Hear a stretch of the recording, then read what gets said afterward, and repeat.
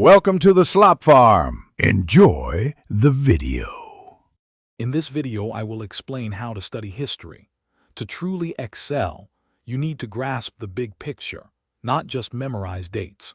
We will explore how to understand historical context, develop sharp analytical skills, and master effective research and essay writing. This guide will help you prepare thoroughly for all your assessments, ensuring you approach history with confidence and a deep understanding of the past. Understanding historical context means looking beyond isolated facts. You should identify the causes and consequences of major events, analyzing both primary and secondary sources to gain diverse perspectives. Connect historical developments to broader societal changes, recognizing how geography and culture profoundly shape human experiences. This approach provides a richer, more nuanced understanding of the past. Developing strong analytical skills is crucial for history students.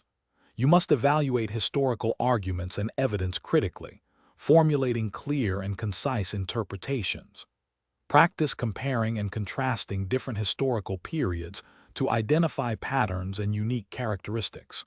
When writing, construct well-supported historical essays with strong, defensible theses, using at least 3 pieces of evidence to back each main point. For effective study and exam preparation, create detailed timelines and concept maps to visualize connections.